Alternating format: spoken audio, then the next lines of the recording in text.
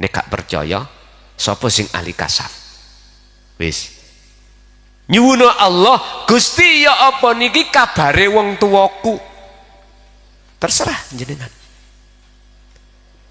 Jenengan nek dikasih Allah kabar ditemokno apa tah jero mimpi apa tah njabane mimpi, nek pancen sampean diimpekno masih dalam keadaan wong tua sampean iki mang dalam kegelapan pun sampean jalankan perilaku yang bertajali, ibaratnya kirim doa jenengan iki bisa sampai mengke apa setelahnya mesti beda kabar wong tua.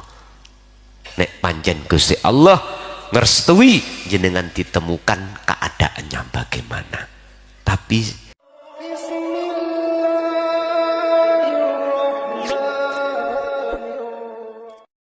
kepada Gus Mukhlason mengenai masalah yang sudah kita laksanakan bertahun-tahun bahkan sudah ratusan tahun, yaitu mengenai masalah doa atau kita sebut di Jawa atau Pulau Jawa dinamakan dzikir fida. Nah itu sudah membudaya sampai desa-desa, sampai ke pelosok-pelosok. Dzikir fida itu bisa menebus dosa bagi orang yang sudah meninggal, walaupun sholatnya juga belum katakan ilaliko, ya katakan tingkatan syariat. Nah, bagaimana cara kita untuk membebaskan dari orang yang sudah meninggal dibacakan dzikir fida atau sedekah untuk orang yang sudah almarhum atau almarhumah? Ini saya mohon jawabannya Gus Mukhlason, dilihat dari segi syariat dan hakikat. Terima kasih. Wassalamualaikum warahmatullahi wabarakatuh. Waalaikumsalam warahmatullahi wabarakatuh.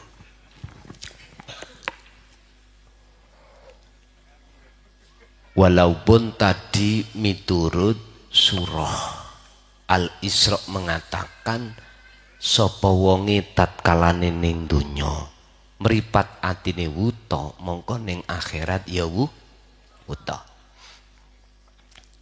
Hubitat a'maluhum wa ma lahum min nasirin. Ingat, di alam itu tidak ada yang bisa menolong, tidak ada datangnya pertolongan. Pertolongan yang ada itu hanya dari Allah. Nah, mengenai ahli kubur kita yang sudah mendahului kita, katakanlah dalam posisi wuto, meripat rohnya atau kegelapan alamnya, melalui doa fida niki, dzikir fida yang sampean maksud. Piye carane wong sing ana njero alam barzah itu mendapatkan pertolongan sangka Gusti Allah? Kanjeng Nabi sampun ngerawuhake menghadirkan satu hadis. Idza matabnu adama ing qata'ah. Tatkala anak putu Adam iki sudah meninggalkan dunia, maka terputuslah semua segala urusannya kecuali 3. Sodakotin jariyatin au ilmin yang tafa'u bih awaladin sholihin. Ngapunten, sodakoh jariyah gak mungkin yang beliau lakukan karena duduknya di takholi terus. Ilmu yang bermanfaat juga orang. Wong ilmu ini lo belum disandang, belum diterima. Ilmu sing kula maksud iki ilmu sing kanggo mengesahkan Allah. Tinggal setunggal secara syariat adalah anak soleh yang selalu loh, iki isoe ngangkat lan nyelametno keluarga kita yang sudah mendahului kita bukan ngapunten ya, yang bisa menolong itu wujudnya anak iku ndak. Mengapa di situ ada kalimat soleh? Tidak hanya awaladin aja, tapi ada solihin. Mengapa harus ada sifat yang dijelaskan? Mana sih anak yang soleh iku? Anak sing ya apa? Tergantung pandangan dugi pundi. Tadi saya katakan menungso iku ya jasmani ya rohani. Nek munggih menungso liya awaladin soleh, anak yang soleh iku anak yang al-imtithalul awamir wastinabun nawahi. Dalam segi hukum syariat selalu dijaga mana perintah, mana larang. Perintah dijalankan, larangan diting. Iku mesti wong liya mastani memberikan titel anak sing sol. Moco iki moco iku bantawi wis kau ninggal masjid. Adan ya diadani dhewe, komat ya dikomati dhewe, imam ya diimami dhewe. Wis mboten nate keluar masjid, paling keluar masjid makarya, mari ngono balik maneh. Itu tiap hari. Orang lain mesti pandangan orang lain mandang zahir mesti mastani yaiku anak sing soleh. Sekarang ruhaniyah pandangan Allah soleh apa gak tergantung. Dikatakan awaladin soleh ing mungguh Allah manakala dia iku salate wis khusyuk. Artinya dalam aktivitas apa wae dia sadar kalau semua itu sumbernya sangka Gusti, sehingga ketika kita melakukan secara syariat ila hadrati atau khususon nang sapa kuwi Gusti sampean paringi kapura, sampean iki boleh kirim doa lewat bil qauli, berarti ucapan entah maca Fatihah dan lain sebagainya, atau bil af'ali maca apa wae gak iso, Quran gak iso, bil af'al apa dengan kerja. Kerja iki mohon maaf mbuh sampean iku mau laksana saya nang griyane tiyang bantu ojo dibayari tak ewangi ngono. Iku sedekah lewat kerja jasa. Tapi ning ati sampean tujokno nang wong tu wis masjid bil jariyah, dengan jariyah di atas nama no wong tuwa ning dodo dikatakan soleh ing mungguh Allah. Ketika jenengan melaksanakan hal-hal yang demikian jenengan gak ngaku-ngaku jenengan, tapi jenengan atine duduk ning tajali netepno kabeh iku sumbere sangka Gusti, barulah ini yang disebut sebagai penolong. Iku hanya datangnya dari Allah, wis otomatis. Ya niki Pak sing kula wastani kiriman sing totok itu yang ini iki. Kiriman sing dugi. Karena alamat tujuan jelas Allah semuanya. Niki sing dimaksud ayat hubitat a'maluhum wa ma lahum minazin. Ning kune gak ono yang namanya amaliyah kita waktu ning dunya diterima Allah, semua ditolak.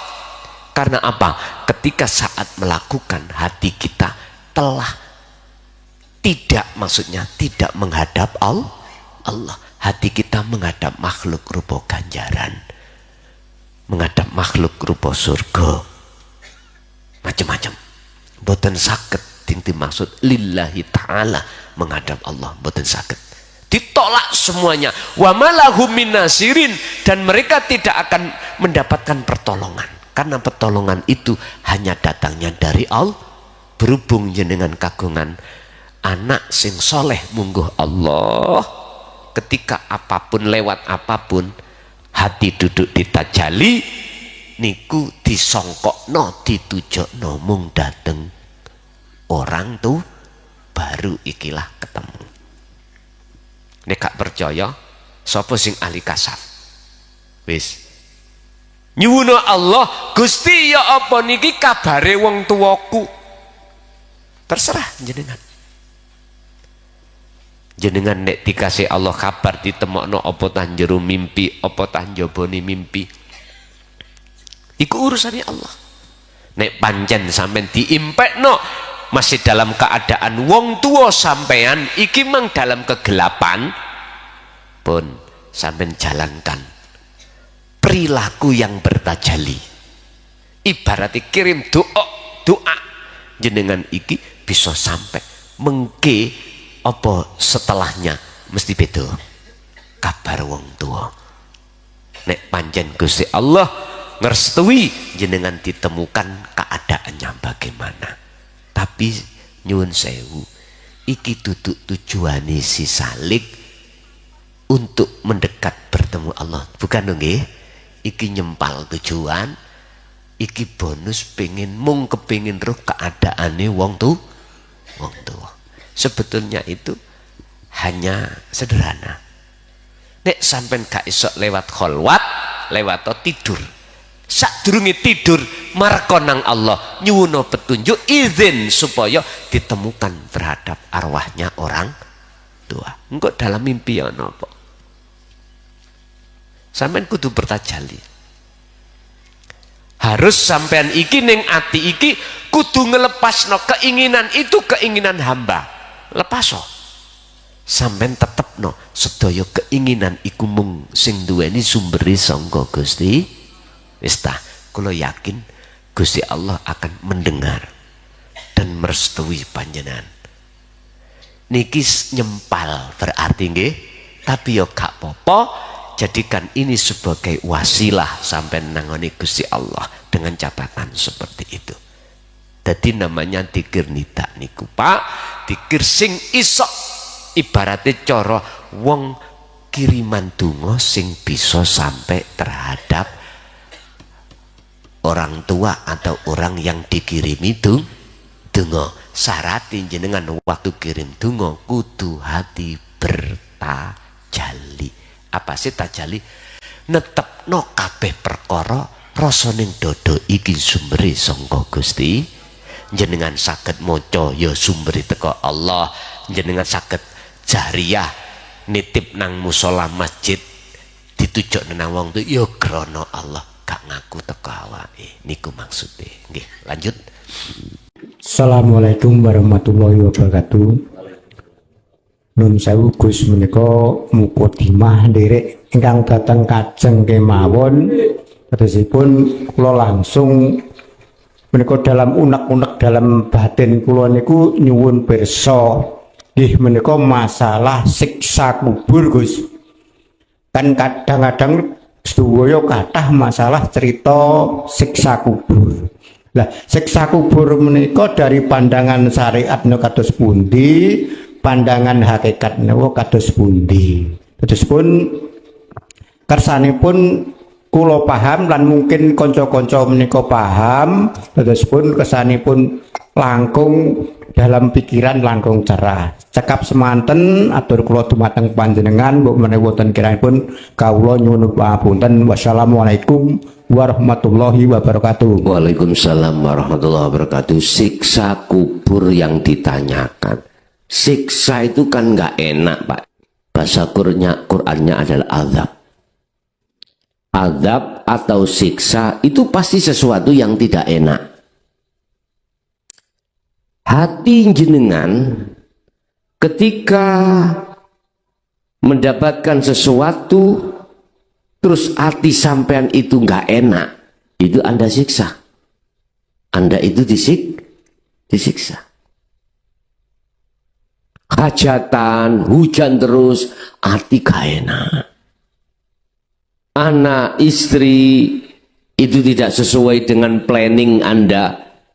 Akhirnya hati Anda panas, gak enak. Itu siksa. Kubur, apa sih kubur itu? Kubur itu sesuatu yang dipendam. Kalau kita bicara alam, alam kubur ini berkenaan dengan bahasa Quran barzah. Barzah dijawakan berpecah. Berarti masuk ke liang kubur.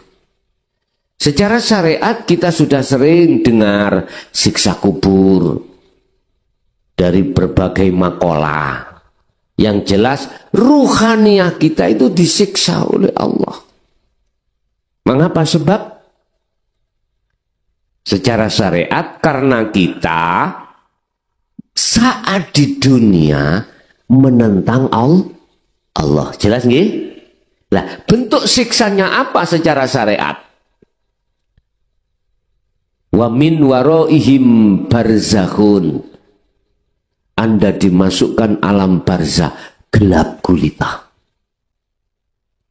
Arwah, kalau jasad sih ya mesti aja sendirian di dalam. Gelap, nggak ada lampunya memang secara jasmani. Tapi ruhaniah kita mengapa gelap?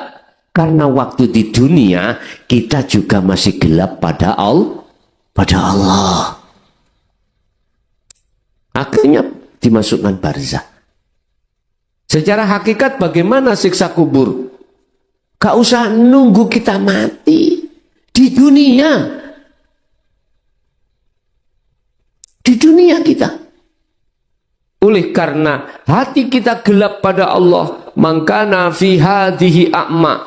Siapa Anda ketika saat di dunia mata hatinya buta terhadap Allah, Anda pasti akan mengalami siksaan Allah. Apa itu? Ya selalu nggak nyaman mana. Musim hujan datang, gerutu. Kemarau tadi panas, gerutu. Kita dagang, Pak.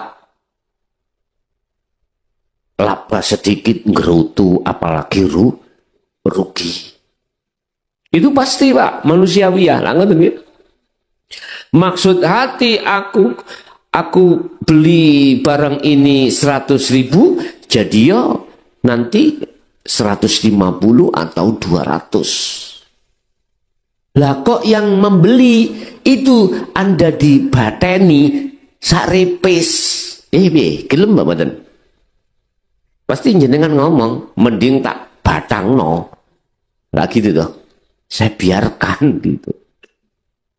Apalagi nanti kita itu jatuh kolab.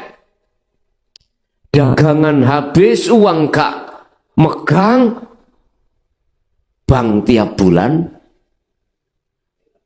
awe-awe. Sumpah jenengan, ketidakketenangan ruhaniah kita itu berarti siksa kubur hakikate. Lagi bagaimana kita bisanya keluar Bapak Ibu dari siksa itu? Mudah. Kalau Anda mau mengikuti teladan Rasulullah, pasti akan bisa keluar. Apa itu? Ruhaniah kita betulin, Pak. Bukan hanya betulin jasmania, tetapi juga ruhani dengan cara apapun silahkan. Ada Pak, orangnya agama bukan Islam, ada ini. Dia pun bukan orang kaya, juga bukan pejabat. Dikatakan iki sobiin, orang sobiin. Yo nggak pernah sholat secara wong Islam nih gile. Wong agamanya itu gak jelas. Ning KTP ning kelurahan di kelurahan Islam. Tapi ora tahu salat. Kumpulan tahlilan yo tidak. Tapi nek RT-an ikut. Karena ketika RT-an itu dia itu arisan gak ada kegiatan agama. Kalau diundang tahlil juga gak berani datang, anaknya disuruh. kaya tidak, terpandang juga tidak, pas-pasan. Tapi nyaman hati ini. Nyaman hatinya. Nggak ada rasa khawatir.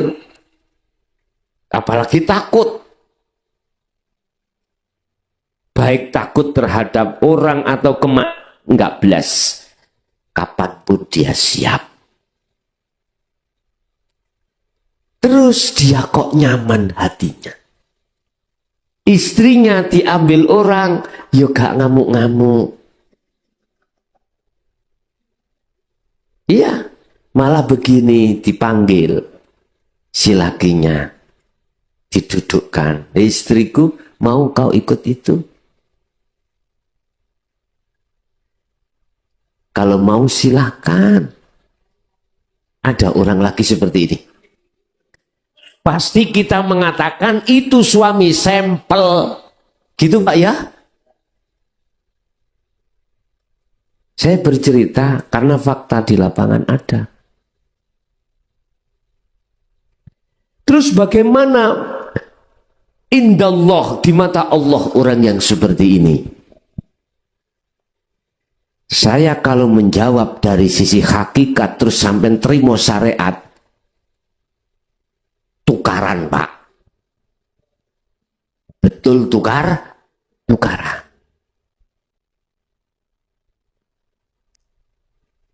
Mengapa Allah menterjadikan saya untuk berdakwah ruhania dengan berangkat jasmania?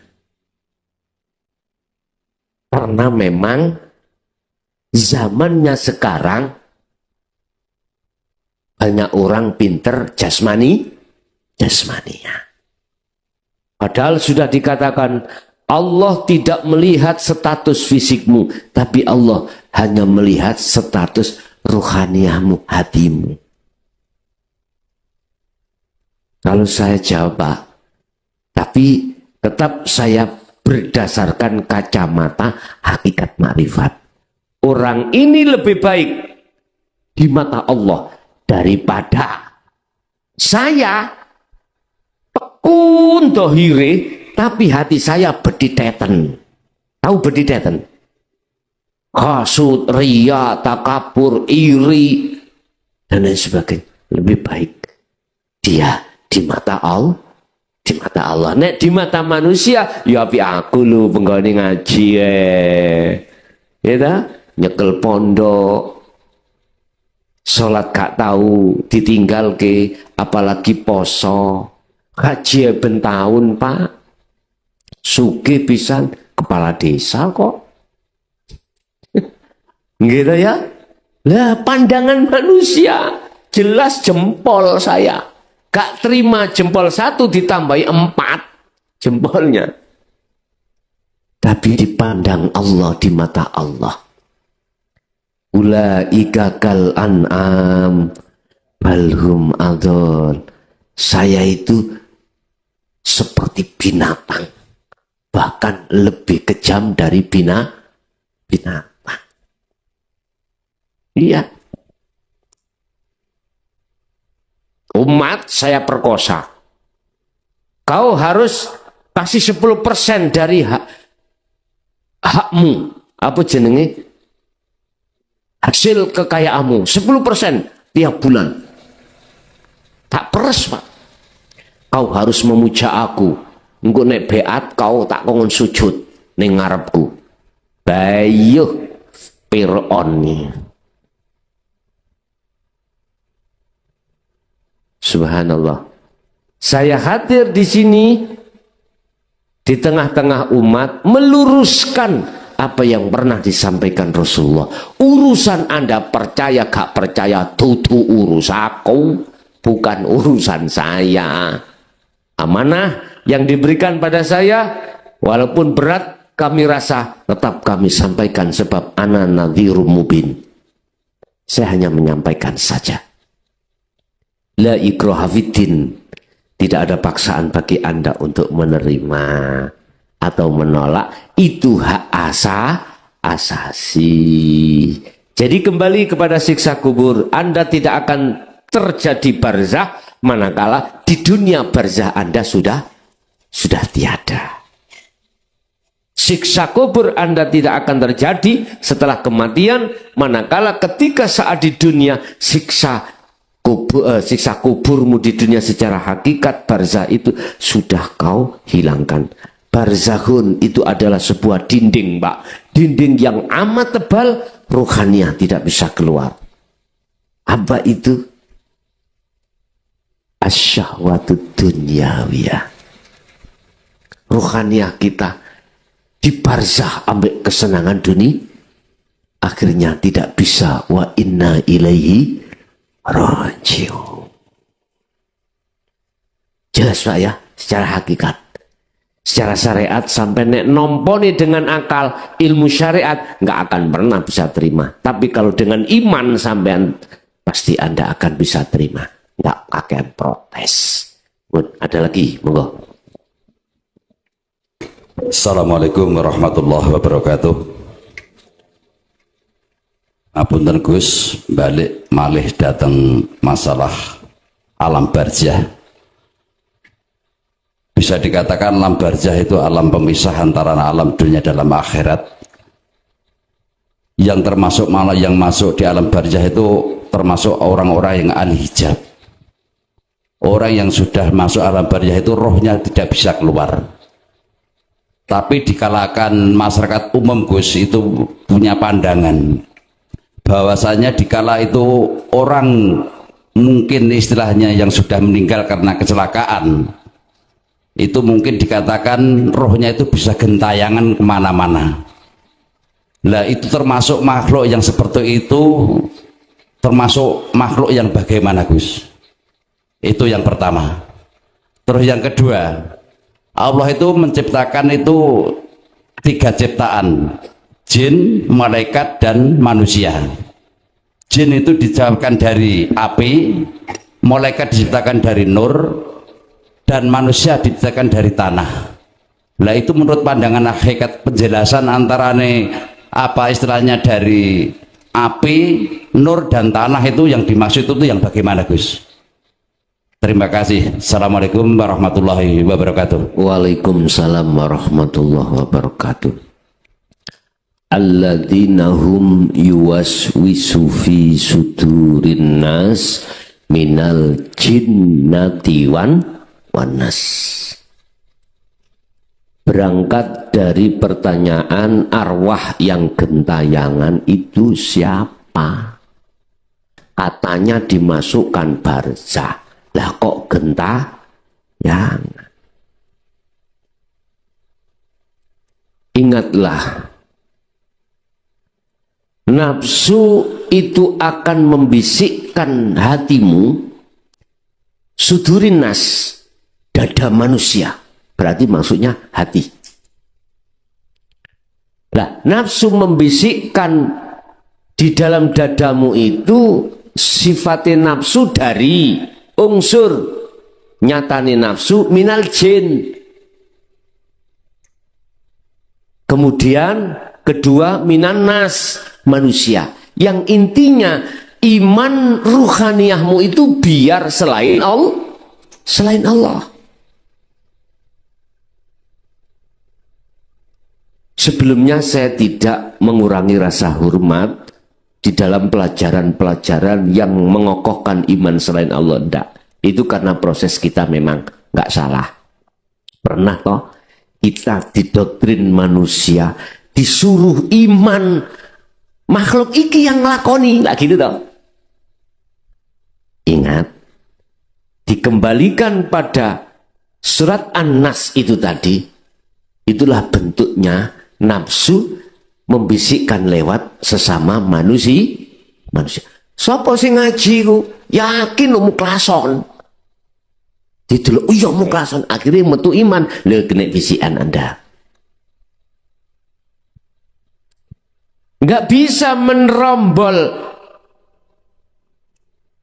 ke dalam sampai ke hidup Allah, enggak bisa karena mengingkari dari sirul asror. Enggak bisa, Pak.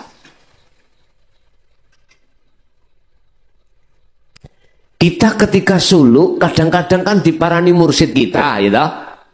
Kita yakin itu mursyid kita, gitu toh. Pret, tak kandani kuwi. Mursyid jenengan lu tidur. Lah apa gentayangan tutuk kono. Sampai diridu minal jin. Anda berhubung memegang sirul asrar, pasti imannya hanya pada Allah. Yang menjadi pertanyaan, siapa yang gentayangan? Jin. Secara halus disebut jin, secara kasar disebut manusia. Berarti nafsu atau iblis itu ada yang halus, ada yang kasar. Iblis yang kasar, ya kita itu manusia. Ayo. Mengapa dikatakan kita adalah ulaika kal an'am bal hum adhal? Kita lo lebih nemen ingkari nang Allah. Laksana gitu loh Pak ya.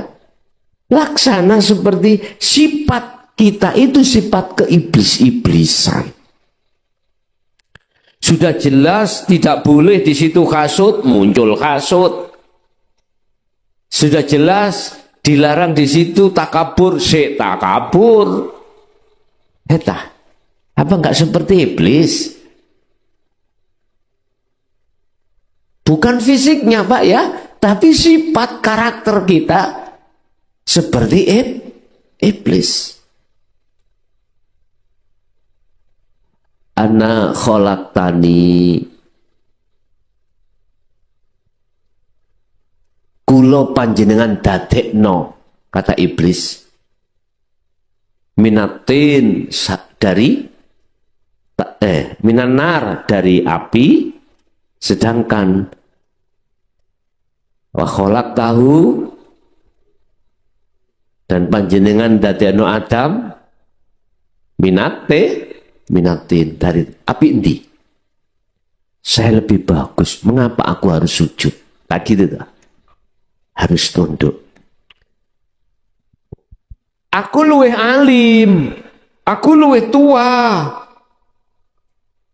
Lah mengapa saya ikuti uyuhku? Tahu uyuhku? Anak lagi naik daun kok. Takabur. Aku iki wong sugih. Lah apa aku ngikuti wong melarat ya? Subhanallah.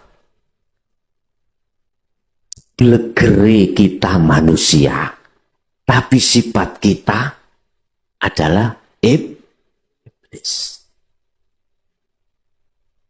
Orang yang kecelakaan kadang-kadang memang Pak terjadi, kita lewat situ terus ada arwah yang gentayangan gitu. Sebetulnya itu adalah jin, bahasa dohiriyah. Bahasa hakikiahnya iblis, nafsu yang membisikkan lewat jin mau. Supaya Anda ini beriman terhadapnya. Apalagi dia berjubah Pak. Ambune wangi ya. Iblis yang itu gak pinter. Jaluk apa? Anu mbah hutang kula kathah ana togel elek-elekan. Dan atau jalan lain Pak, pokoknya wis nganu to. Nyoh, ini saya bawahi telur, kamu makan sak keluarga. Lho ngene ndelalah, tiba-tiba wong dasari wong jualan menjadi omsetnya lawaris dan lain sebagainya. Akhirnya apa? Sampai dituntut ben wulan harus ke sana. Cara wong Jawa suguh, tahu suguh ya? Sesajen. Tambah imanmu tambah kuat. Kepleseti tambah jeru. Jadi saya tegaskan itu adalah minal jin, dari jin, untuk mengubah iman kita supaya tidak terhadap Allah. Udah. Yang kedua, terkait masalah penciptaan Allah. Manusia Allah ciptakan dari tanah, malaikat dari cahaya, iblis, jin dari api. Hakikatnya itu di mana itu? Sudut pandang hakikat itu di mana? Bapak Ibu, tanah iku gandengi banyu. Tanah gandengi banyu. Api gandengi angin. Nur ini nggak dijelaskan. Udah. Api mesti gandengnya angin. Tidak ada angin, ya nggak ada api. Yang kami maksud angin adalah oksigen. Nggak percaya? Sampean nyalakan lilin. Kemudian tutuplah dengan gelas. Mati enggak air api itu? Mati. Dulu ada iman yang salah kaprah, Pak. Orang masuk sumur, nggih? Ya, masuk sumur. Entah ngorai, entah apa itu membersihkan. Terus di situ dia itu semaput, ya. Ada iman yang mengatakan di situ ada demite. Kadang-kadang gitu loh. Dengarkan, di situ nggak ada oksigen. Akhirnya mati. Kalau nggak percaya, orang dulu itu Pak sebelum membersihkan namanya sumur yang lama sudah tidak dipakai, itu dikasih belarak. Tahu belarak ya? Belarak dibakar atau omplung, ya, oncor ya, diturunkan. Kalau mati berarti amonia, oksigen tidak ada. Anda turun pasti megap-megap. Ada yang menolong, satu pisan, demi akeh. Ada yang seperti itu bilang. Akhir disuguh dikasih apa kasih oleh gitu ya.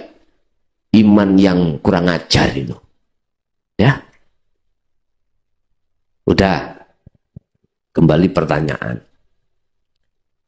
Api itu air. Api itu angin. Sifatnya api adalah panas. Jadi jangan heran kalau semua apapun yang orientasinya itu dari nafsu jadinya panas. Oke, kita melarat, nggak punya apa-apa, sumpek panas ya, udah biasa. Kita ngomong sugih aja, kita ngomong kaya, kita menjadi orang yang dijunjung tinggi karena ilmu atau karena jabatannya. Pasti Anda takut dengan kehilangan itu. Ayo, pasti takut. Kalau bisa kursi itu tak lunggui terus lah gitu loh. Jadi ketakutan, kehilangan harta, kehilangan rasa percaya diri, kehilangan rasa kemuliaan, itu bentuk gelisahnya hatimu. Itu sudah penyiksaan. Panas. Apalagi Anda wong melarat. Tiap hari kekurangan, tukaran gara-gara nggak ada yang dimakan sama istri anak gitu, tambah luar biasa. Kalau kaya sih, nanti anu lagi ya toh, tapi pasti Anda akan takut kehilangan kekayaan. Anda dihormati masyarakat, Anda akan ketakutan kehilangan kehormatan. Anda menjadi pejabat, bisa menentukan sikap atau undang-undang, pasti Anda takut kehilangan jabatan. Sungguh Pak, Naluri kita bicara seperti itu. Nggak usah munafik. Hati kita pasti akan takut kehilangan jabatan. Jadi kepala desa takut kehilangan kepala. Kalau tidak ada undang-undangnya, pasti kalau bisa jadi terus sampai bongkok. Itu. Sungguh Pak. Rasa ketakutan itu dikarenakan apa? Dikarenakan kita itu telah dihembusi nafsu dalam diri kita. Akhirnya muncul nafsiyah dan amarah. Ini nafsu dan jinnya mendominasi. Ada di bab 42 atau 41 saya lupa. Perintah tentang melepaskan sifat basariah. Perintah untuk melepaskan identitas atau apa bang saya katakan Pak? Atribut. Sebab kalau itu tidak kau lepaskan, kau tidak akan sampai pada Allah. Kau tidak akan pernah bisa menerima ajaran Rasulullah ini. Lepaskan. Terus manusia itu dari tanah. Maksudnya tanah hakikat bagaimana? Itulah tanah kelahiran, tanah air. Di tanah air sampean.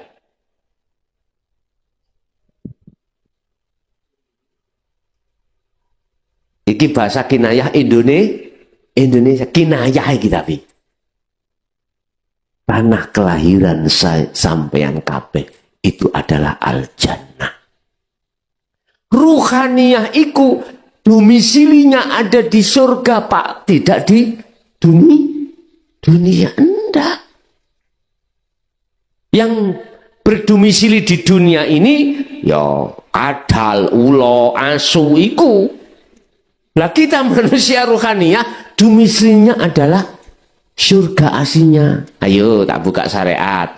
Nabi Adam Allah menciptakan ning di waktu itu surga toh? Surga. Terus Allah ngasih undang-undang terhadap Adam. Adam, kau ingin selamanya di surga? Injih. Semua apa yang kau minta itu sudah disiapkan Allah tanpa Anda itu soro-soro. Siap. Selama kamu tidak makan buah huldi. Siap. Adam siap. Wala taqrabah hadhihi syajarah, Adam jangan kau dekati pohon itu. Allah memberikan perterjemahan yang namanya buah itu adalah pohon. Karena apa? Buah itu nempleknya di pohon. Bahasa Allah mendekati aja nggak boleh, apalagi makan. Anda akan mendapatkan, ya kudu mendekati dulu. Adam lalai dengan janji Allah, perjanjian dengan Allah lalai. Sebab apa? Sebab kena bisikane iblis. Anda lalai. Kita lalai. Kalau ruhaniyah itu tidak boleh mendekati syahwat dunia. Lalai, mengapa lalai? Karena kena bisikan iblis, nafsu. Nah nafsu iku minal jinnati wanas. Sing bahaya iku wanase lho Pak. Lho nggih. Nyata memang wanas iki. Merubah mindset keimanan kita pada Allah, dirubah terhadap selain Allah. Siapa sih ngaji kae? Wah, gak ngaji wis ngaji panganan opo iku? Kelason. Wis iman akhirnya benci dan lain sebagainya. Oke Pak, dari sistem Allah kalau dilihat dari skenario Allah nggak salah kita mendekati kesenangan dunia. Lah, melihat skenario Allah gak salah Nabi Adam dilalaikan nafsu akhirnya mendekat dan makan buah nggak salah dari skenario Allah. Karena itu ada asbabun nuzul. Apa asbabun nuzuli? Wa idh qala lil malaikati inni ja'ilun fil ardi khalifah. Dawuh ini sebelum Adam ada, Pak. Malaikat, aku mau menjadikan makhluk di muka bumi ini yang saya sebut sebagai manusia untuk menjadi khalifah. Penasehat malaikat pada waktu itu ada yang mengatakan, ulama, jenenge Banul Jan. Ada yang mengatakan Azazil, terserah jenenge sopo, aku gak butuh. Wis pokoke yo malaikat penasehati malaikat itu. Dia merasa alim, merasa lebih pintar, bilang sama Allah, gak setuju. Nanti apa tidak menjadikan pertempuran darah? Ini salah satu malaikat mengatakan seperti itu. Belum disebut iblis. Kami para malaikat tiap saat dan waktu mensucikan terhadap panjenengan Gusti, bersujud bertahmid. Gusti Allah dilawan.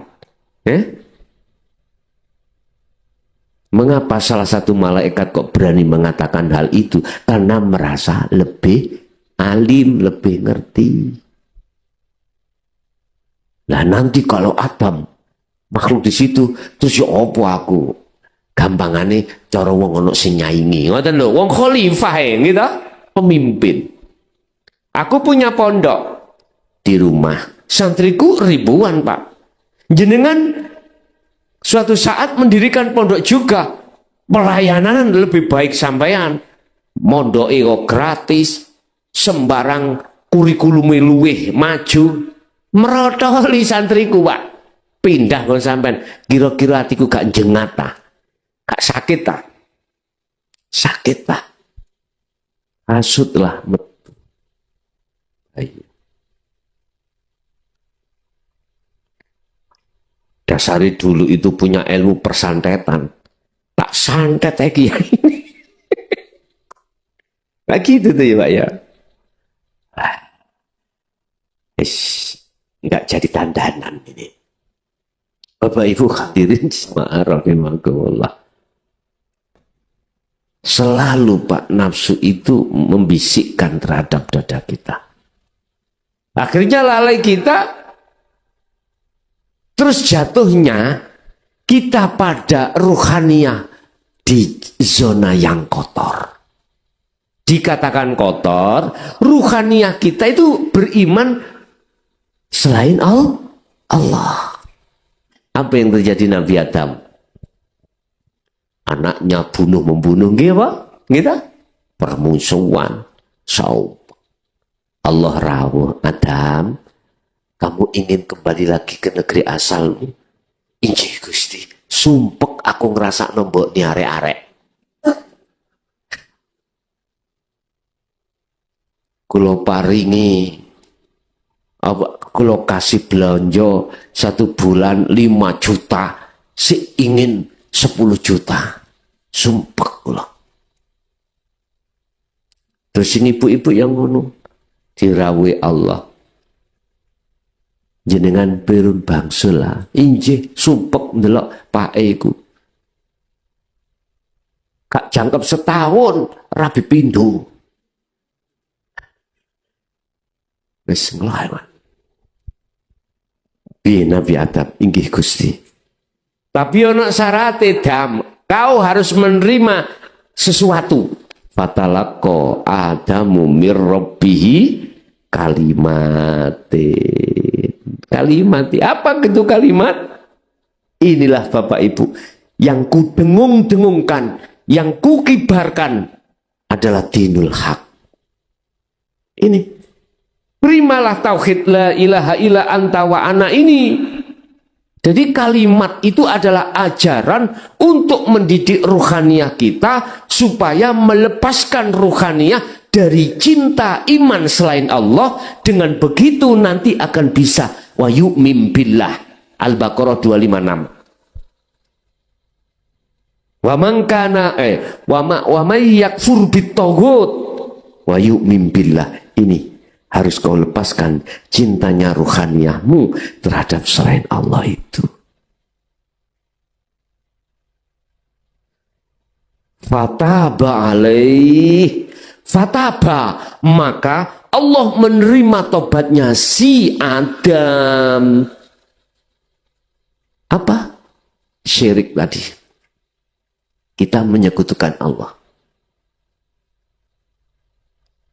Dalam ayat lain Allah katakan, ini berkenaan dengan langsung Rasulullah Muhammad. Ya, Ali Imran 31 dikatakan, bila mana kau sudah merajut imanmu, cintamu terhadap Allah karena mengikuti aku, kata Rasul, yuhibbukumullah, cintamu akan diterima Allah. Artinya kau dijadikan kekasihnya. Terus bagaimana kesalahan ruhaniyah saya menyekutukan terhadap Allah ini? Iman hatiku terhadap selain Allah juga. Wa yaghfir lakum dzunub. Yuhibbukumullah wa yaghfir lakum dzunubakum.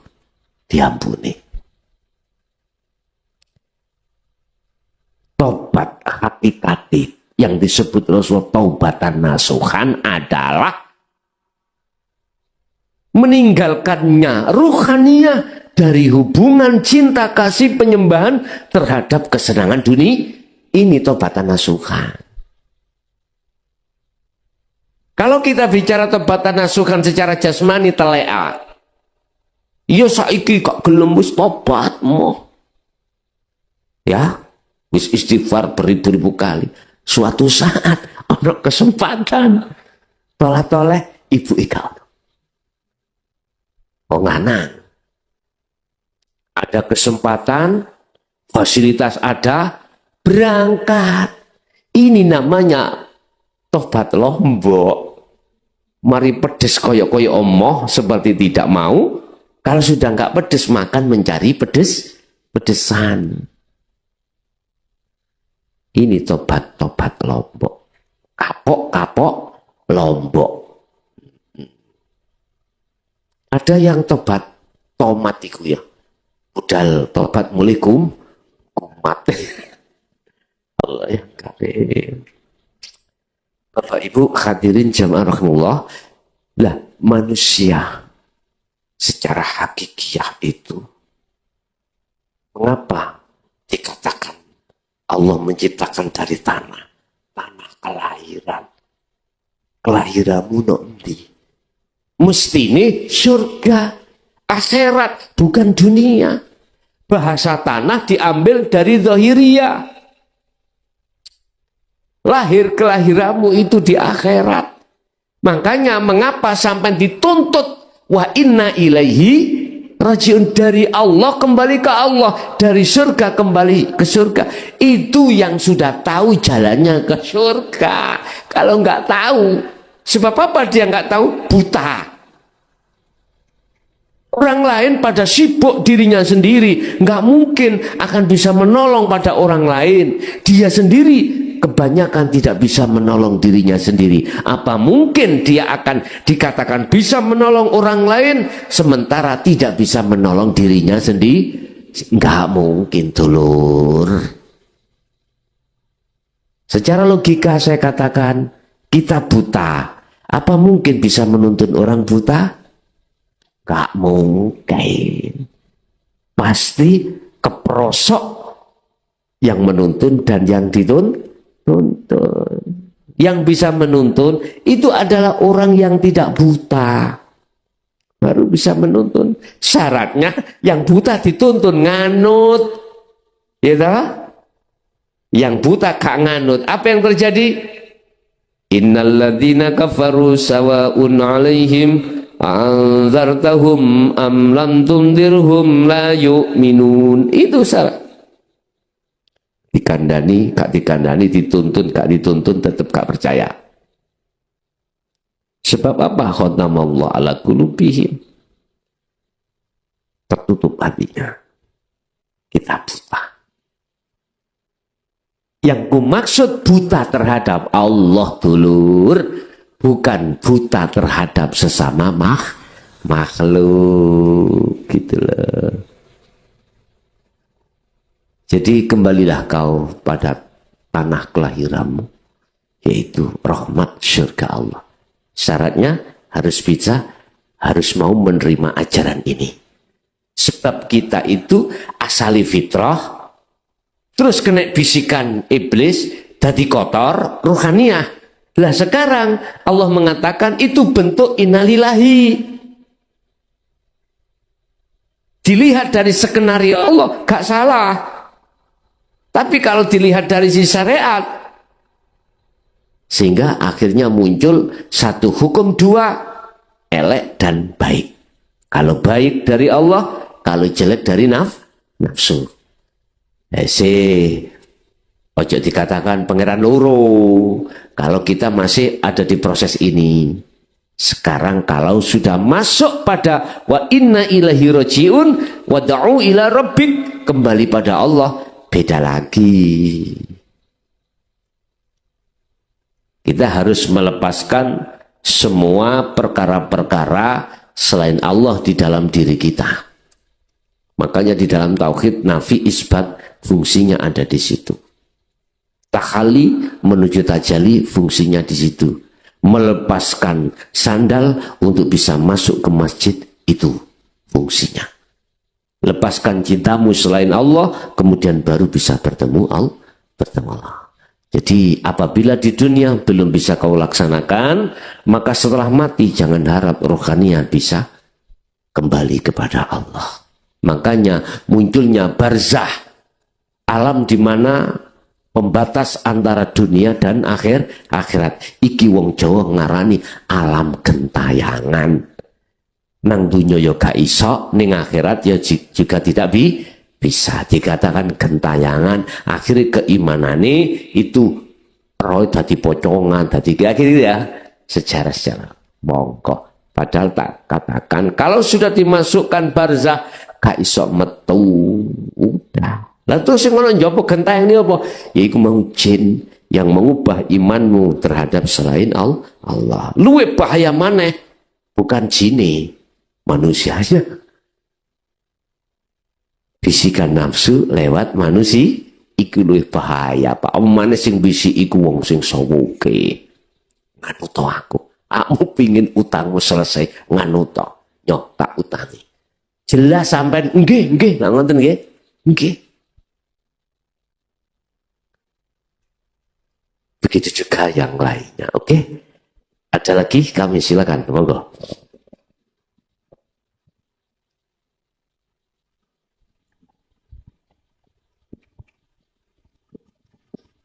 Assalamualaikum warahmatullahi wabarakatuh. Ini ada tablet Gus. Hakikat pun malaikat nika menapa? Aturnuwun matur suwun. Assalamualaikum warahmatullahi wabarakatuh. Waalaikumsalam warahmatullahi wabarakatuh. Iya tadi durung kari malaikat itu durung. Malaikat Allah ciptakan dari nur, ya. Dibekalilah malaikat itu akal. Dengan akal itu dia bisa taat pada Allah. Nafsu hewan dibekali Allah nafsu. Dengan nafsu itulah hewan itu tidak akan pernah bisa melakukan apa yang telah dilakukan oleh malaikat. Iso hewan iku njeglak, nyekek, matek, apa gunung, nelek, ngoten. Nyekek, nelek, matek. Wis. Yang ditanyakan adalah malaikat hakikatnya itu siapa? Wis tak proses disik Bapak Ibu. Akal. Dalam diri sampean itu ada akal, Pak. Dengan akal itu bisa membedakan antara yang hak dengan yang antara yang hak dengan yang batil. Yang konteksnya akal itu akan mengajarkan dan membedakan pada diri ruhaniyah secara syar'i, iki perintah, ini larangan. Tatkala ruhaniyah itu kena provokasi nafsu, maka ruhaniyah tidak mengikuti akal. Sehingga dijelaskan, manakala ruhaniyah dikuasai nafsu, dia itu lebih jahat dari nafsu atau iblis atau khayawan. Tapi manakala ruhaniyah itu dikuasai oleh akal, maka dia patuhnya pada Allah melebihi patuhnya malaikat. Iki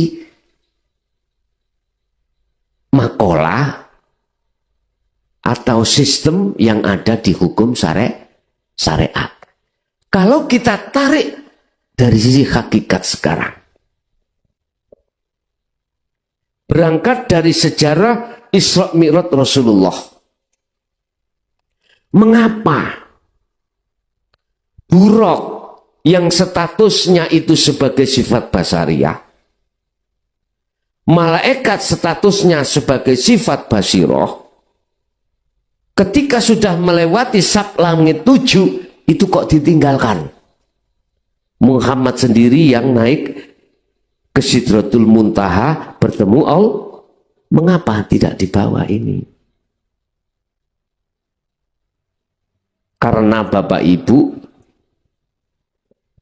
itu masih termasuk makhluk. Kalau kita masalah taat konteknya secara hakiki, bukan secara syar'i, secara hakiki.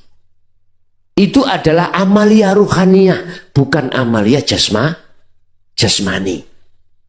Malaikatnya jelas nyeseh ini.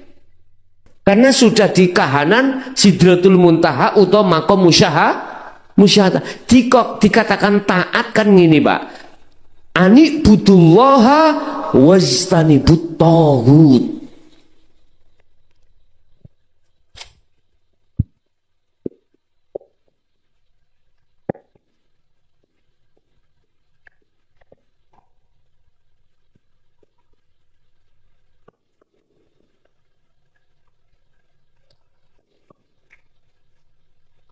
Wastanibut taghut. Ani budullaha, arahkanlah hatimu pada Allah, wastanibu, jauhi hatimu atau huta ing piro-piro selain Allah. Itu kan taat. Artinya makrifat. Ya. Yang disebut makrifat itu Allah melihat Allah, bukan makhluk roh bisa melihat Allah. Berarti malaikat itu kemana? Nggak ada toh. Itu taat secara hakikat. Jadi malaikat mang taat secara syariat jasmani. Akhirnya kita sesuai dengan hablum minan nas, meninggalkan jasad ini larangan, menjalankan perintah. Ini yo penting. Cuman ada yang lebih penting maneh lagi, ruhaniyah kita. Ketaatan secara hakikat pada Allah itu yang bagaimana? Ingat, tatkala kau taat secara jasmani, sedangkan ruhaniyah Anda belum ada ketaatan pada Allah yang sebenarnya, tak jamin sholat Anda mesti belakrak. Hafidu ala sholawah wassolatil wusta. Kemarin saya sampaikan, wajib kita menjaga sholat 5 waktu. Tapi kalau tidak wassolatil wusta, tidak sholat tunggal, al-wusta itu tunggal, al-wusta itu sholat yang tunggal, maknanya tengah. Tapi as-sholawah itu adalah jamak, wassolati adalah tunggal, disebut al-wusta, ruhaniyah. Artinya kau sholat syariat tanpa hakikat, tak jamin ruhaniyahmu itu belakrak. Tapi kalau Anda jasmani sholat, ruhaniyah juga sholat, tak jamin khusyuk. Intinya ada di situ. Ada di situ.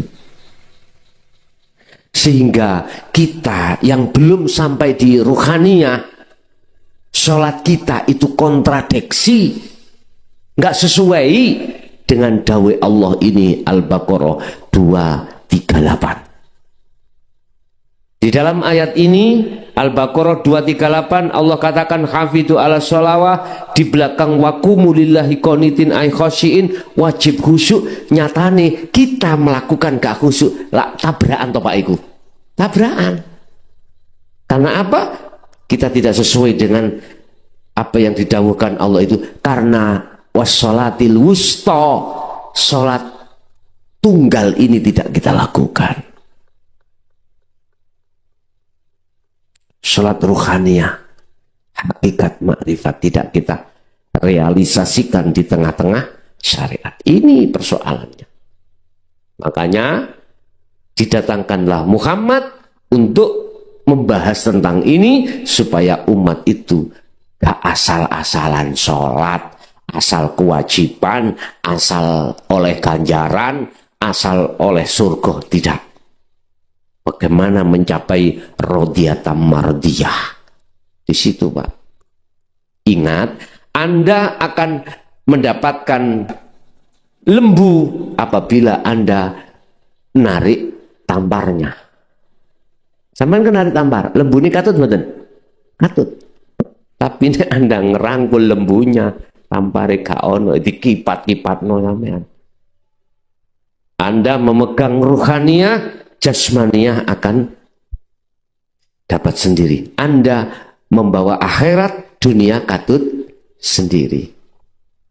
Tapi iblis nafsu membuat tidak itu. Justru wa yastahibbunal hayatad dunya alal akhirah. Justru diwalik ambek iblis. Akhirnya akhirate ngaplu, dunyane oleh, akhirate ngaplu. Tahu ngaplu Pak? Saya ngaplu itu apa? Zong. Dunianya bagus, tapi akhiratnya zong. Apa hakikatnya malaikat itu? Makhluk yang harus Anda tiadakan. Di dalamnya ada hidup siapa? Allah. Bahasa ahad. Sapa hakikati iblis, sapa hakikati malaikat, sapa hakikati manusia jin. Kalau Anda melihat hidupnya berarti Allah. Iblisnya mana? Sudah tiada. Malaikat sudah tiada. Siapapun tidak ada sudah. La ibsor wa mubsor wa basor. Yang dinamakan dimusyahadah, makrifat pada Allah, bahasa ilmu, sudah tiada ada semuanya. Yang ada adalah aku. Akunya siapa? Akunya Allah, bahasa mudah. Bahasa sederhana biar Anda bisa terima. Akunya siapa? Akunya Allah. Tidak ada Tuhan kecuali aku. La ilaha illa ana. Nah, itu maksudnya ada di situ. Otomatis semuanya lebur. Duduk dohir malaikat iku Allah. Duduk Syekh Siti Jenar dohir makhluk itu Allah. Duduk al-halat itu mau Allah dohirnya. La fi jubati illallah. Walaupun dia mengatakan itu, ya tak? Tapi kacamata ruhaniyahmu yang harus kau pergunakan melihat hidup di situ. Hidupnya siapa? Allah. Jadi kalau sudah di situ nggak ada persoalan, Pak. Free semuanya, tahu free ya. Ruhaniyah kalau sudah kembali sampai pada Allah rahmat, bahasa syariat anak surga, ya ora kira mudhun maneh. Rakiro. Nabi Idris Pak ya. Politik. Kepingin mlebu swarga ben gak metu ya apa? Ya jaluk mati. Jaluk mati. Sebab sudah saya katakan, siapa kalau sudah mati dia masuk surga tidak akan dia diturunkan kembali. Idris bahasanya kepada Allah, si Allah jajal gula. Gusti Allah dipolitiki. Kayak Abu Nawas. Akhirnya dicabut Israel, mati. Dijak nang surga, ono surga, gak gelem mudhun. Lah katanya nanti kalau Kaidah mengatakan kalau sapa sing wis mati ya, terus dimasukkan surga gak akan kembali. Sampai saiki Nabi Idris itu Itu sebetulnya adalah pelajaran, Pak. Pelajaran.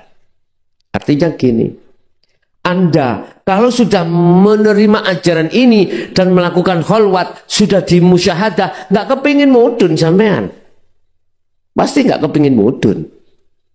Iso terus ruhaniyah ini ada di musyahadah. Memang, Pak. Di musyahadah terus. Cuman tampilannya di muhadharah, tampilannya di mukasyafah. Tapi asini Anda itu ada di musyahadah terus. Berhubung Allah tahu di politiki makhlukin namanya Idris, jenengan ajeng politiki bisa? Gak iso. Akhirnya muncullah terjadi proses dari musyahadatul fana ke kamil ke bako. Jatuh bangun. Tapi aja terima dengan akal loh, dengan ilmu syariat loh ini tadi. Enggak masuk. Sampeyan terima dengan ilmu hakikatmu atau imanmu. Bahasa kula ngomong Idris iku mau mulitiki, nguniku ya aja diterima secara akal, Pak. Iso gegeran iki. Boten. Jadi hakikatnya malaikat tinggal kita melihat dari kacamata mana. Kalau kacamata syariat makhluk ya makhluk. Dia adalah utusan Allah yang diperintahkan untuk melakukan sesuai dengan apa porsinya masing-masing. Tapi kalau dilihat dari kacamata hakikat, hidup siapa? Selain Allah tidak punya hak hidup. Ada lagi? Assalamualaikum warahmatullahi wabarakatuh. Jenengan terangaken masalah Nabi Musa meguru nang Nabi Khidir begitu beratnya, terus menyontohkan bahwa nek tukang maku nang kayu pakune bengkong ya apa carane kenceng terus sampai jebol. Dan diibaratkan tadi bahwa kita lahir tidak bawa apa-apa, begitu meninggal juga tidak bawa apa-apa. Begitu beratnya zikir. Kadang-kadang kita ini dicoba dengan lingkungan, kadang masyarakat dan zaman yang seperti ini maneone pas bal-balan kelas dunia lali delok bal-balan lali zikir. Lah niku yo napa Gus? Solusine niku wau sampun nek masalah lali namun sing kula tanggelaken masalah zikir hu Allah niku pas hu niku melebu Allah medal ta kebalikane sing leres ya Allah.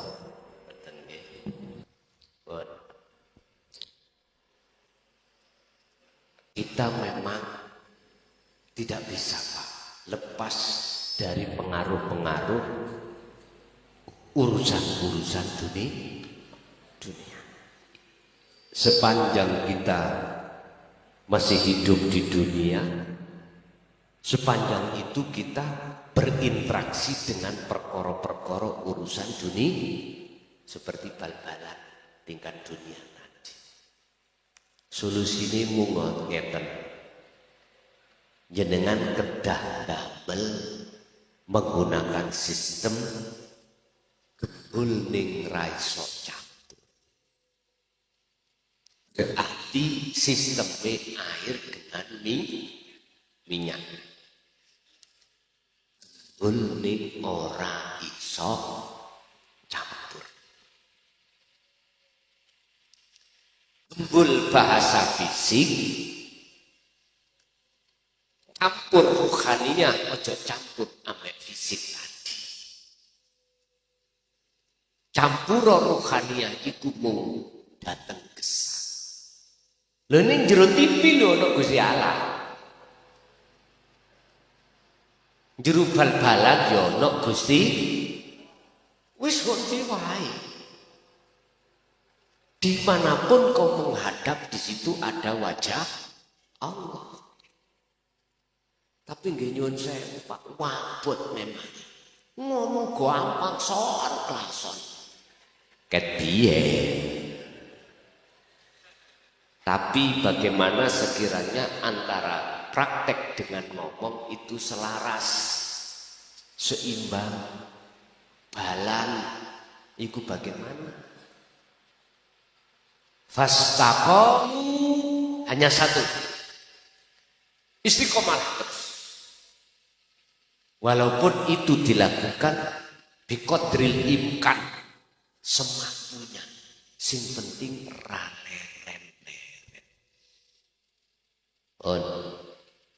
Yang kedua, sing bener iki hu mlebu apa hu iku apa Allah yang mlebu, terserah jenengan. Karo-karone iku mang bener. Dengan catatan jenengan sertakan rasa pun ini. Rasa itu iman, imannya kemana? Terhadap gesang. Sehingga mlebu ambek metu ya padha ae. Digawe Allah, digawe hu nggih monggo kersa. Enggak ada yang salah. Nek menurut kula sing kurang bener iku mung hu Allah tanpa jenengan sertakan pangrasa, zikir rasa niku lho Pak. Akhirnya napa? Jebule jenengan kali kula duweni karomah. Ayo enggak ngono ayo ngomong. Mesti nurullah akan teko. Bentuke karomah sakten. Lho nggih. Malaikat itu tik rantul nang kuping nang rambut malaikat.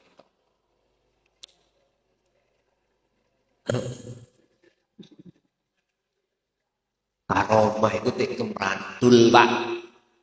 Banyu disebul iso dadi tamba. Akhirnya dadi duk. Lho tenang. Nek dikire jahri ambek siri wis mentok Pak nyun sewu. Kita akan ditaukan Allah di alam mukasyafah, semuanya alam ini bertahmid, berzikir semua. Nasi sing arep sampean dahar dikir dan jenengan tahu. Ini kini cara karomah itu udan, tengah-tengah udan terus disuruh minggir, ya minggir. Tak udan ditekan udan, ya teko udane. Sakti mandraguna ora ngerti sapa sira sapa ingsun. Wis mesti ini alami mukasyafah. Boten saged nembus ing musyahadah miturut sistem ngoten lho Pak. Mula sami mawon mlebu atau metu ucap hu atau ucap Allah atau dibalik. Sing penting sampai sertakno sirul asrar karena itu kunci untuk nerombol barzah, penghalang antara hati sampai dengan Allah.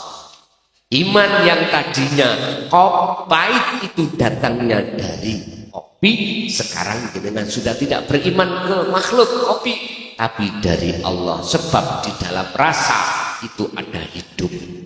Itulah sejatinya Allah. Pun ada lagi Pak E lagi. Assalamualaikum warahmatullahi wabarakatuh. Apun kan derek tanggit Bapak masalah sahabat.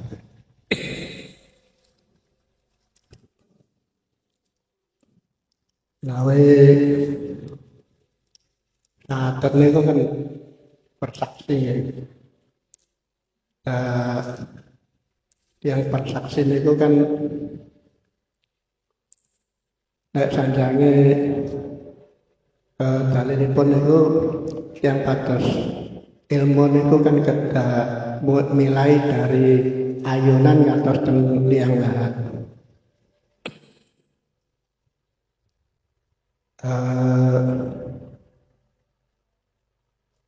Misalnya kados bersaksi wonten pengadilan ngoten nggih. Dalam perjalanan itu terkadang persaksian niku benten-benten. Otomatis kan niku kan saged dados tersangka. Sami kali yang gesang itu menawi yeksanipun datang awan itu berubah-ubah kan nggih sesuai ngoten. Ingkang kula tanggetaken niku menawi tiyang niku sampun istilahnya sampun wusul. Dalam perjalanan itu akhir hayatipun niku suul khotimah. Niku saged boten.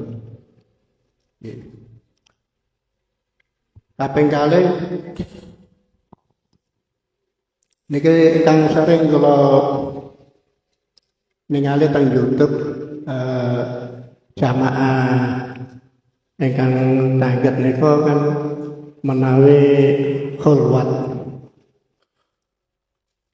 Sanjange ingkang kadang pada saat khulwat niku ketinggal ngeten pun macam-macam lah.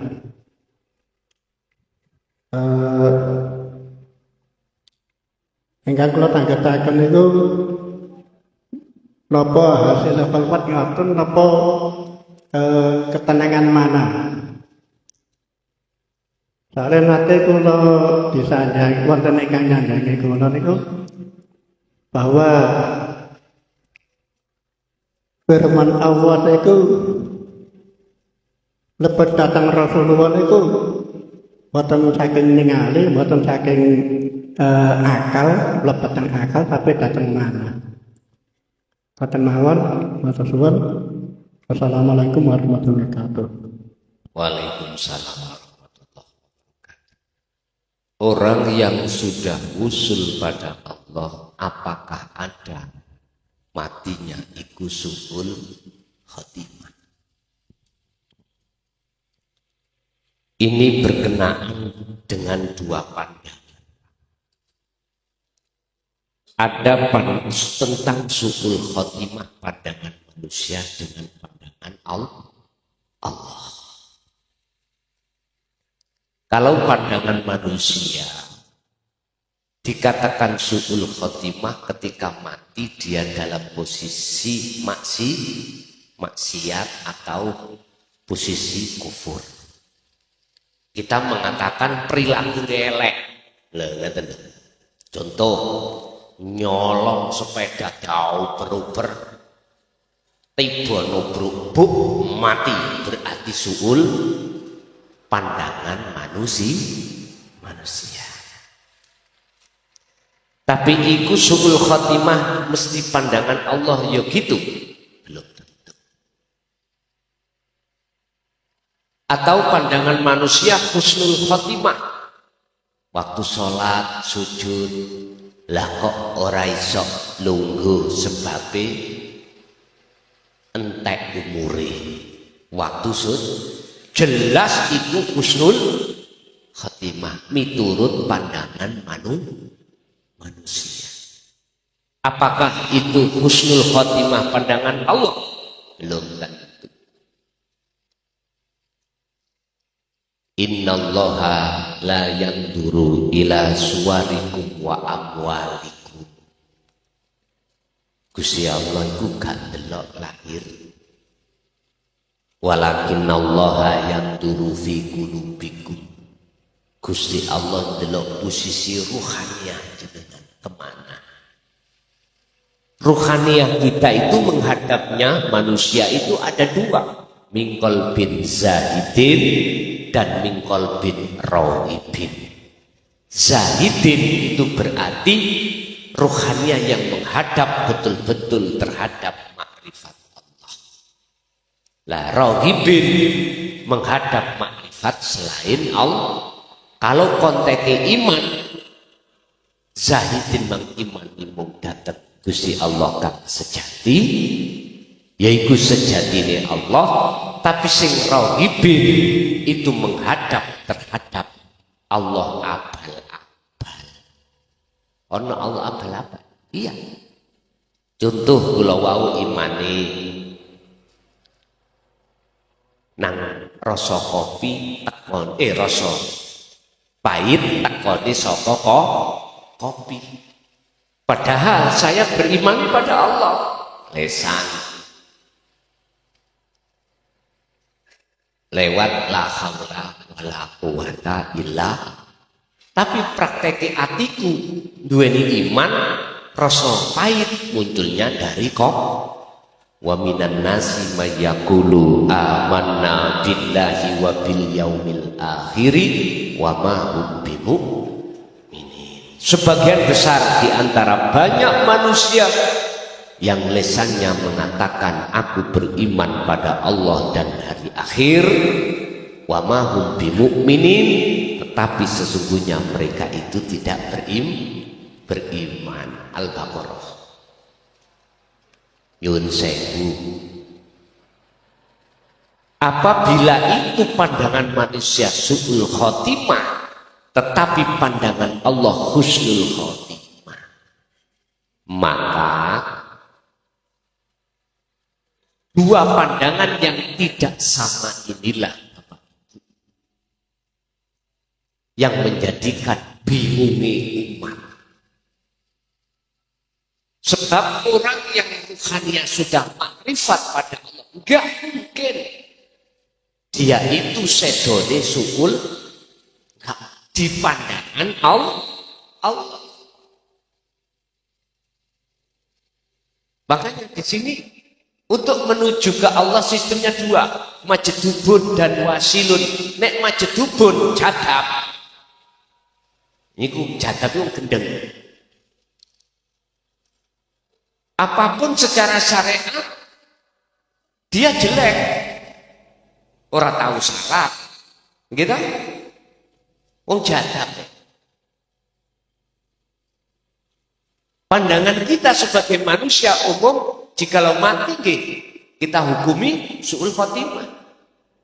Ninggal sholat, ninggal zakat, ninggal poso, ninggal maca Quran dan lain sebagainya. Tapi pandangan Allah beda. Lah sistem wasilun itulah yang pandangan manusia bagus, pandangan Allah bagus. Sebab sistem wasilun iku cara lahir sik patuh ambek hukum syariat. Tapi luwih dipentingno hukum hakikat. Sehingga ketika baik sholat atau di luar aktivitas sholat, ruhaniyah selalu makrifat pada Allah. Nek niki wis gak dibicarakan.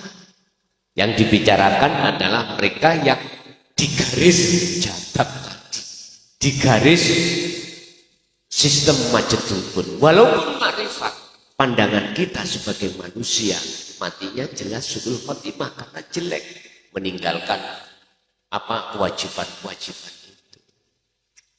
Sik tak Pak, wong gendeng iku nek dihukumi mboten. Mboten saged. Saking gedene cintane nang Gusti Allah. Gendeng maksudnya atine gendeng nang Gusti Allah. Sampai lali anak bojo, lali semuanya. Baik secara hati maupun akal, dia sudah dilupakan Allah. Itu majdubun. Jadi jawaban saya, baik orang jadab atau orang wasilun yang sudah makrifat, gak ada ceritanya mati ini su'ul khotimah, justru husnul khotimah dalam pandangan Allah. Wis ojo pandangan manusia, mohon maaf. Kalau pandangan manusia beda. Wis itu yang pertama. Dalam khalwat kita itu kadang-kadang diperjalankan Allah masuk di dalam alam mukasyafah, di mana di situ kita bertemu malaikat, bertemu jin, bertemu iblis, surga neraka, bahkan bertemu para nabi, para rasul. Lah, sekarang saya pesen perjalanan jenengan niki walaupun bantai ketemu malaikat, bantai ketemu Nabi Khidir, Nabi Ilyas, niku belum dikatakan musuh, belum dikatakan makrifat datang Allah, sebab semuanya itu masih makhluk. Nabi Khidir iku garise dugi Nabi Musa munggah Nabi Idris.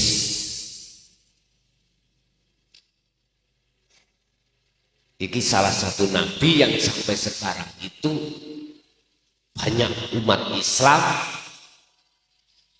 yang tekati. Iki wonge wis mati apa durung? Ngoten nggih. Nek durung iku kok sik akeh sing dicethuki jarene. Pun kita enggak melebar penjelasannya dari atas itu. Cuman dari pertanyaannya, jenengan bisa jadi ketika khalwat itu diperjalankan masuk di alam mukasyafah belum musyahadah. Ojo kesusu seneng dhisik. Krana jenengan kali kula isih ketemu ghaibe makhluk, belum nyatakno ghaibe Allah di alam musyahadah. Lanjutkan, berarti wong maku terusno oleh maku, durung tutup ndase iku durung nemplek nang ngene kayu, belum. Lanjutkan, tondo-tondo jenengan nek wis nyoto ghaibe Allah sehingga Allah wis hakul mubin, wis gak gaib maneh. Satu, la yarawna li anfusihim sayyan. Iman di dalam dada jenengan iku sakliyane Allah boten enten. Sakliyane urip ning awak sampean raine tidak ada.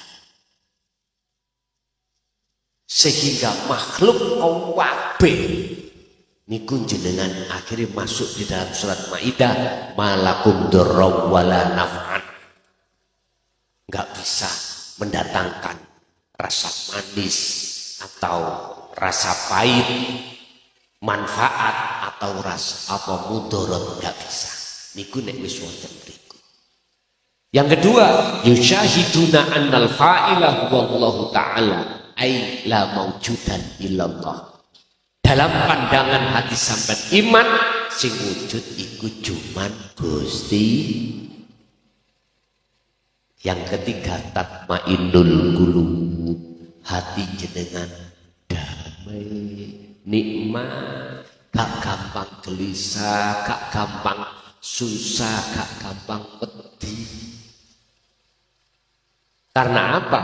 Karena selain Allah iku wis gak ono, termasuk diri kita. Bagaimana kita yang tidak ada akan takut pada yang tidak ada? Mungkin lah? Gak mungkin. Bagaimana kita yang gak ada bisa melihat yang ada? Gak mungkin. Yang bersaksi, yang melihat yang ada itu hanya yang ada. Sinten yang ada? Allah sendiri. Lah, sebelum kita masuk di dalam ahad, musyahadah itu prosesnya muraqabah di dalam syahadat. Mengapa ada syahadataini, syahadat loro? Jenengan menyaksikan terhadap Allah dan Muhammad. Nah ini. Si ono loro antara makhluk dengan khalik loro. Niki muraqabah. Nek wis nyampe la ilaha illa anta, lanjutkan itu prosesnya, jadikanlah syahadat tunggal. Akhirnya nama makhluk tidak ada, nama khalik tidak ada. Itulah yang disebut kul huwallahu ahad. Muhammad dalam Gusti ajarkan Allah itu ahad, itu yang bagaimana. Semua rasul sebelummu itu semuanya mengajarkan terhadap umat, termasuk diri. Makanya pengajaran tentang la ilaha illa anta, khususnya anak, selama ini dianggap tabu oleh umat Islam.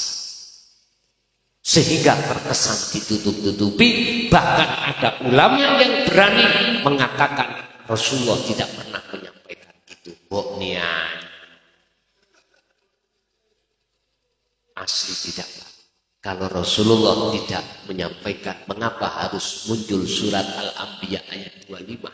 Munculnya itu sebab petanda kalau Rasulullah menyampaikan. Gak mungkin Rasulullah mengkorupsi ayat. Kalau tentang ahad itu gak pernah disampaikan Rasulullah, mengapa harus muncul surat Al-Ikhlas ayat 1? Mbok yo ngen-ngenen sing jero titik po. Ojo kesusu nuduh Rasulullah gak nyampekno. Ngapunten lho ingkang kathah. Niku rada kasar. Sebab ya wis kepatut.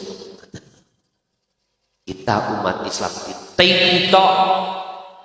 Ya ta, umat Islam dituki disuguhi ngono-ngono tok. Nggih ngapunten ingkang kathah. Kita ditipu tapi tidak merasa kita ketipu. Akhirnya penghambaan sampai datang sinten, gak mungkin datang Allah, mesti datang makhluk. Itu pasti. Padahal mohon maaf Pak, surat langsung Rasulullah ini mengatakan, Allah mengatakan di dalam surat Az-Zumar ayat 44 tentang syafaat yang bisa menolong. Itu siapa? Kul katakan Muhammad, lillahi tetap kedui Allah apa as-syafaat penolong jami'an lawan sekalian. Muhammad katakan, ini Rasulullah yang menyatakan. Sekarang lo ada umatnya bahkan yang ngaku duriyah mengatakan, mohon maaf bahwasanya Rasulullah yang menyafaat. Padahal ini Rasulullah yang disuruh Allah langsung untuk berkata, katakan Muhammad apa yang Gusti yang dikatakan. Billahi syafa'atu jami'an. Jami'an. Sesungguhnya syafaat penolong itu, pertolongan itu semuanya milik Allah. Allah. Dipelintir Pak kali orang-orang yang tidak bertanggung jawab bahwasanya syafaat itu milik Muhammad yang memberikan syafaat kanjeng Nabi. Itulah Pak sebab kita menolak ajaran tauhid la ilaha illa anta wa ana, sehingga kita memandangnya baik secara mata dohir, lebih-lebih mata batin iman percaya yang memberikan syafaat itu kanjeng Nabi. Sama dengan kopi manggil. Sama kali kopi wong lho Pak gak jalan.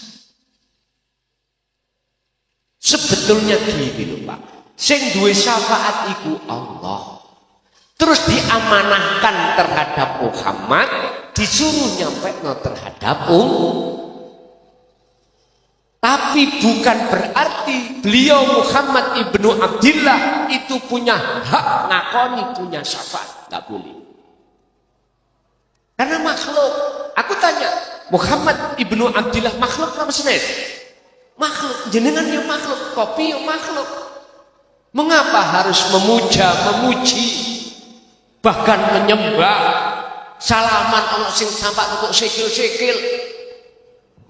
Ya Allah, mesti sak silite lah. Menisan gregeten.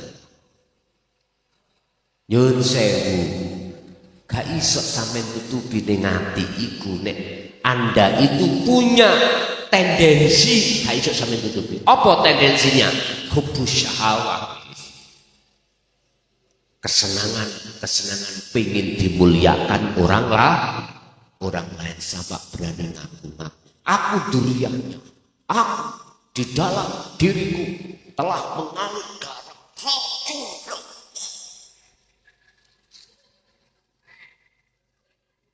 Insyaallah. Dek kelinci pen ngomongmu itu. Ya ta? Ulama-ulama sing sepuh itu kan semani ngomong. Kuwi sik ket iso maca kitab tidik ae wincip. Insyaallah. Wis nyuwun sewu balekno asli iman iku nanti. Gak usah iku ditebar-tebarkan di tengah umat Indonesia khususnya wong Jawa. Nggih ngoten para muhibbin nggih ngoten.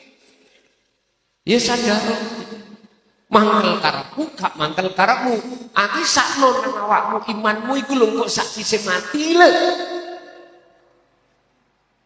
yang ngadepi masa yang kekal wis ta antuk aku gecok ana sarungku katut dhewe nyun sewu Pak golek ana ayat ning Quran situk nek ketemu lho tak tukuni sak njaluk sampean. Apa? Mana makhluk yang bisa menolong terhadap makhluk lain? Ayo golek ana. Nek pancen ana tak tukune njaluk sak udelmu. Sak karepmu. Mboten enten. Semua itu Allah yang bisa menolong. Habitat a'maluhum wa malahum min nasirin. Bagaimana mungkin saya bisa menolong orang lain sementara saya menolong diri saya sendiri nggak bisa? Coro akal itu, ayo dipikir. Wong nolong awak dhewe gak iso kok arepe nolong orang pun lah Pak. Orang-orang yang seperti itu hatinya itu ragu Pak. Aku sok selamat atau enggak ngerti. Orang ngerti. Disitulah. Gus mana sih Gus? Susuwi kok sampai kok. Loh memang iki mang mergae makolane panas. Jadi tak tukno pisan. Ngasak. Arit kae nek gak di ngono gak mari-mari. Kuwagel Jadi ada sisa lagi itu dilewatkan mukasyafah. Ada Pak, ada yang dilewatkan mukasyafah langsung musyaah. Ada. Jikalau kami boleh memilih, gak kadik mlebu mukasyafah. Kadang mukasyafah terjadi ketika dalam keadaan sadar atau tidak sadar alias mimpi kepanggih Nabi Khidir, mimpi kepanggih malaikat, mimpi kepanggih Kanjeng Nabi dan seterusnya. Ketahuilah itu masih dalam perjalanan, belum sampai tujuan.